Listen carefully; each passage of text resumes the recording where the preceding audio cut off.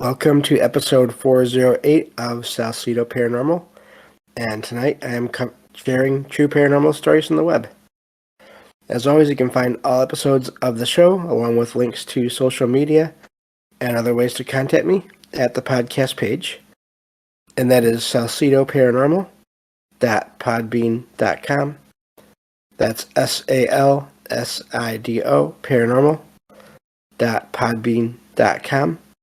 Always happy to hear from you all, whether you have comments or questions or topic suggestions, or stories of paranormal experiences, whether they're your own or they're from others that you trust. Happy to either read those or have you join me on the show to talk about them. Thank you all for listening, whether you are here for the live streams or on Discord, or you listen on the podcast or YouTube feeds, or if you catch the show every night at 6 p.m. Pacific, 9 p.m. Eastern, on the Troubled Minds Radio Network, KUAP Digital Broadcasting. And you can hear the 2 episodes of the show every night at that time, right before Troubled Minds Radio comes on.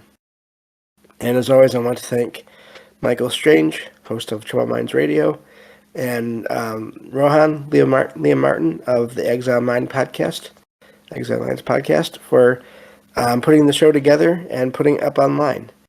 On the station, along with the music that you hear at the beginning and end of every show when you listen on the station. If you'd like to support the show, there are different ways to do that. You can always share and rate and review the show on your podcast platform of choice. Also, if you are into paranormal fiction or nonfiction books, you can find some of those that I've written over on Amazon. And also, if you'd like to just support the show directly, there are a few different ways to do that through PayPal, Venmo, and also through Patreon. I have plans on there set up. There's no extra benefits. It's mainly just a way to help support the show on a regular basis. And I have basically just the sort of your standard U.S. bill denominations on there as of right now, 1, 5, 10, and 20. I can't imagine anyone ever doing 20, but just to have them all there. So for you all to check out and do that if you like to support the show. As always, there are expenses in terms of research and equipment and other things that come up along the way. So I think that takes care of everything. It's really good to be back. Again, I want to thank everyone that has been on the show with me over the last couple of years, and especially Jen of the Arcane Observer show for joining me last night on the show. It was a lot of fun, and looking forward to doing that again. We have other shows sort of planning them. We're working on planning them out and scheduling them. So I think that takes care of everything, and so I think I can get to the stories. So let me see here. Let me get to the file here, and we'll go from there. And also, I am just getting over being sick, so I apologize for any coughing that you may hear along the way. But I think I'm definitely getting better, so hopefully that will also get better and decrease as time goes on as well. I just couldn't wait another week or more to get back to the show.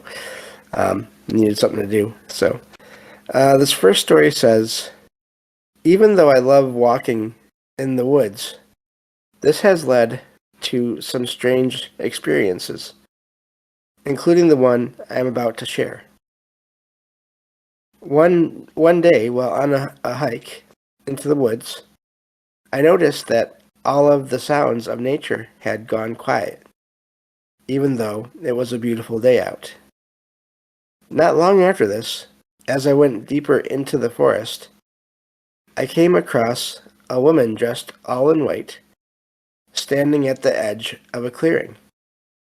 She wore a long dress with a ribbon tied around her waist.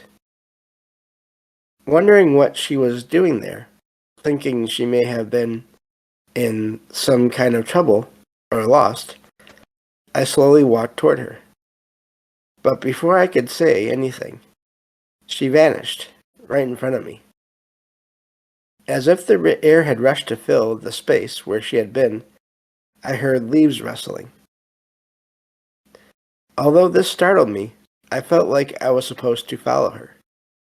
So I went on, finally arriving at the edge of the clearing. As I entered the open area, I heard someone playing a violin. The melody itself was haunting in a way, and I went deeper into the clearing. The woman stood nearby, dancing in a swirling fashion to the sound of the music. This went on for a time until she vanished, and the music stopped, all at once. Feeling as though I was being watched by something not of this world, I turned around and made my way out of the forest. I never saw the woman in the white dress in the forest again. That's where that story ends. That, I've heard similar stories of that, in terms of folklore mainly, I think, but also in present-day experiences, where people have these encounters with these figures. Sometimes it's a woman in white, sometimes it's almost more of your traditional sighting of fae or fairy, whatever the proper term may be in the area that they're in, and where they'll see these figures, and I've feel like I've heard more about a group of them dancing in a circle, but this is not too far off from that either. And the way the writer mentions that they felt like they were being watched after it was all over, I wonder if they were being drawn there, and of course then the question then becomes why. I don't know if maybe it seems like the writer was able to leave on their own, without too much resistance. I mean, they were sort of led deeper in and into the clearing and into the woods, but again, they left of their own free will, and they weren't attacked in any way, as far as they can tell, and as far as I can tell, based on what they've written. But it does seem like someone or some being wanted their attention, and they got it for a time. And again, it's just a matter of why. If it was just interaction that they wanted, that whatever was there wanted. If it was something else, it seems like maybe they didn't get that anything else. But unless there was some kind of a energy transfer, I would wonder exactly how the rest of the day went for that writer, if they had any residual feelings of maybe being more tired than they should have been, or having more energy. I mean, you never know. But yeah, that's an amazing story there, and I don't know what to make of what they experienced, except for, again, like I said, I've heard about it, similar events before, both in experiences and in terms of mythology and folklore. So, neat story there. Glad that nothing else major really happened. Sounds like it was a one-time thing. I think they mentioned that they never had any encounters like that again in that area. So that is also something important to note, even though I don't know what that means, if that means anything. But yeah, neat story, and be curious to know.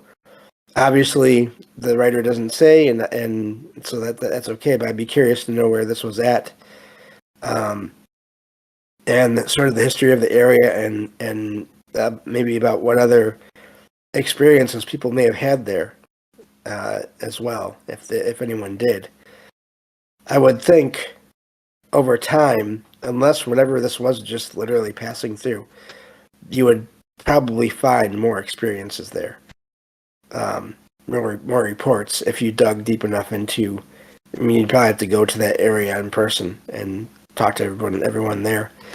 to find out more, I would think. So, but yeah, I saw that story and I thought that was really amazing. And again, so often you hear about these cases where people seem to be lured into these areas, and there's always that sort of negative connotation to them. And with this one, I wonder about that. I feel almost like maybe it wasn't that so much, because it seems like if whatever was there, if they wanted to do anything, they could have. But they didn't, other than just get the writer's attention. So, and keep it for a while and then back off and see what the writer did. And the writer was able to just leave. Maybe it was a message in some way that only the writer was able to get or not understand even.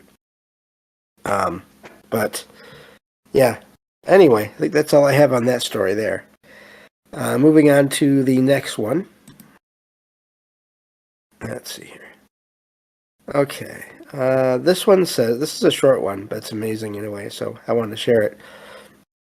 This says, this happened one night back when I was between 4 and 6 years old.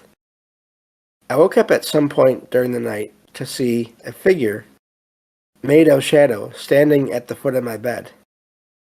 It appeared to be a man wearing a hat and a coat, but all shadow with no other details.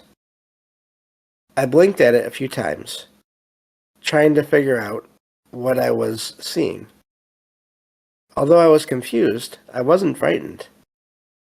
So I rolled over onto one side, facing away from the shadow figure, and fell back to sleep. I didn't learn the common name for what I saw, the Hat Man, until many years later, and I never saw it again.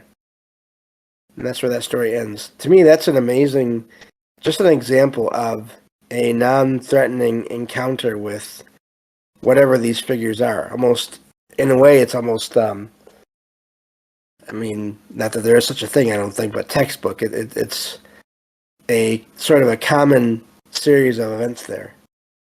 But again, the reason why I wanted to share it is because it is so.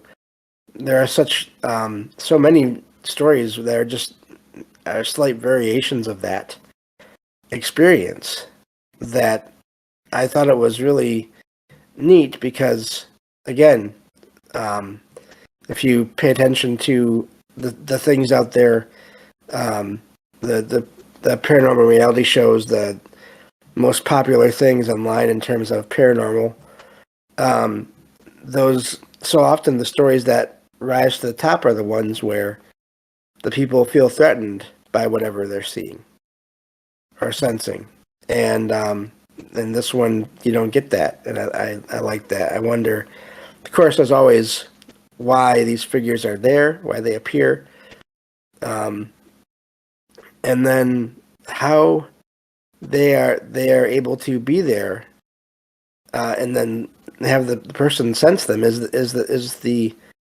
ability of the experiencer to sense them. Is that something that the witness has on their own, or is the apparition somehow making it possible to be sensed, even though it's not doing anything else?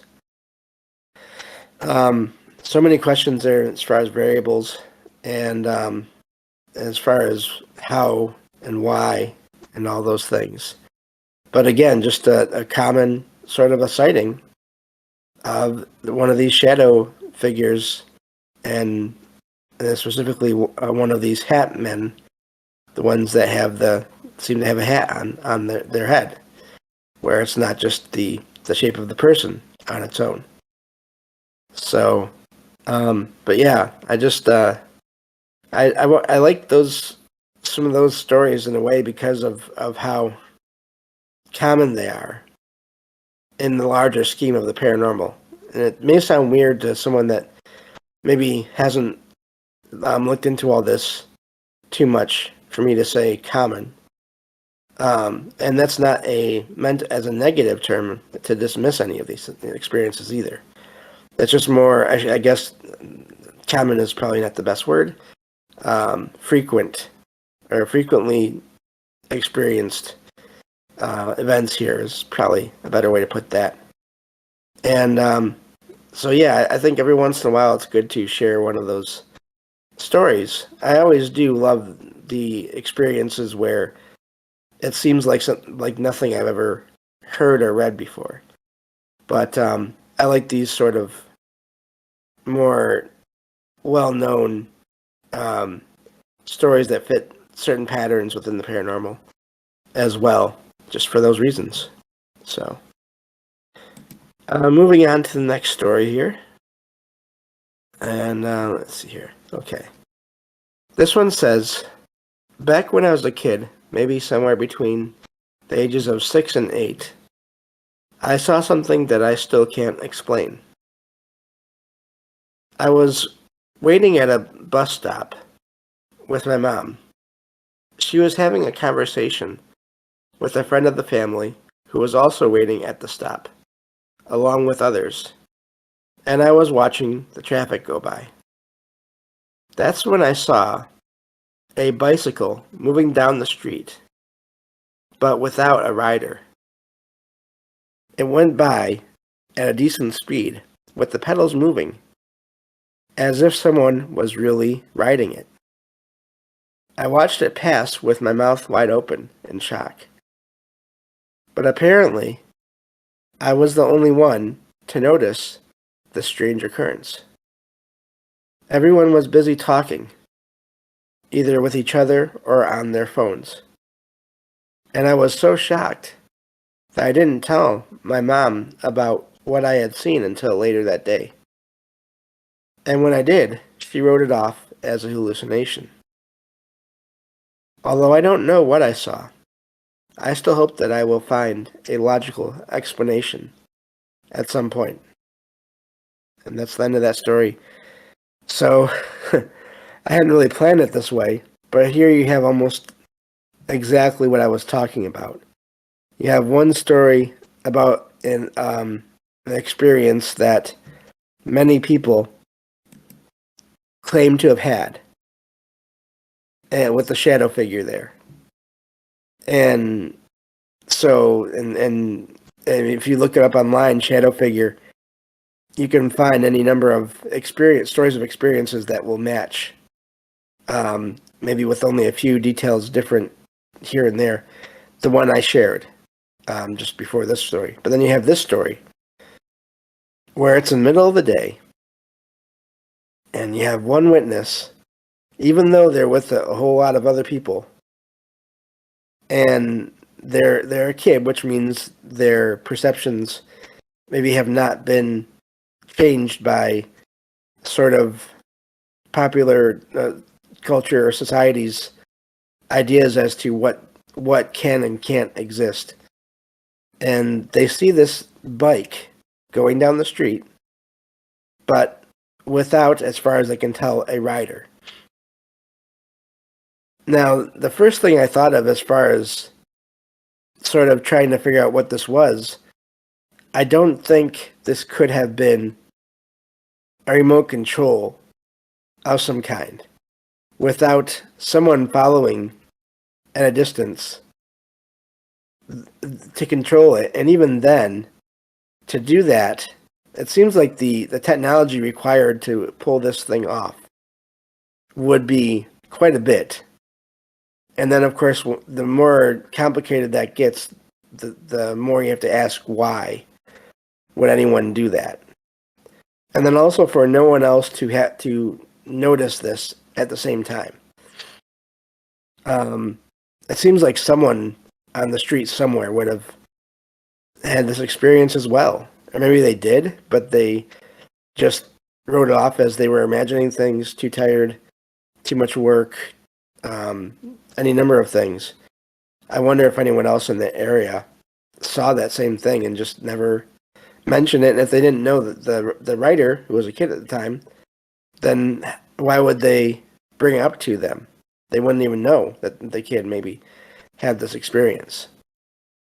And So that is an amazing experience. I mean, again, just getting back to, I have a hard time thinking it was faked because of the level of technology it would take to fake it, and for long enough to where people would not notice that it was being faked. Again, I don't know anything for sure, but it just doesn't make sense for that to be the case. So, with ruling that out, how was that bike doing that? Was that bike even there to everyone else? Was it a physical bike, in other words?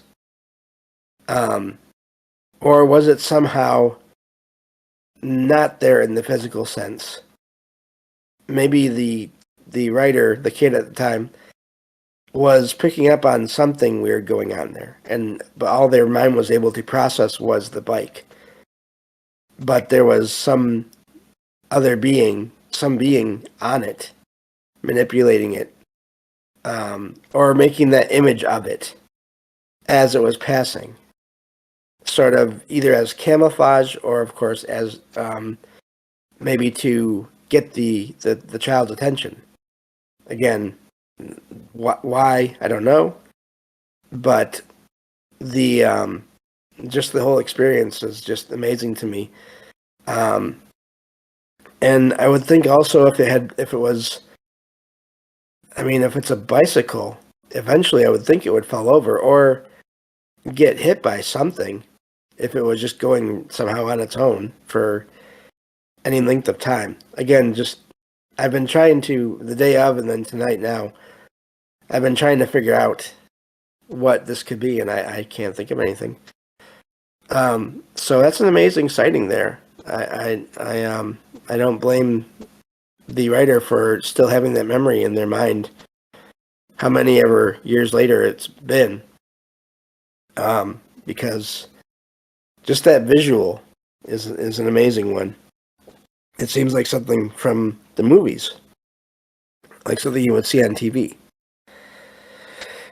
But so yeah, that's it for that one.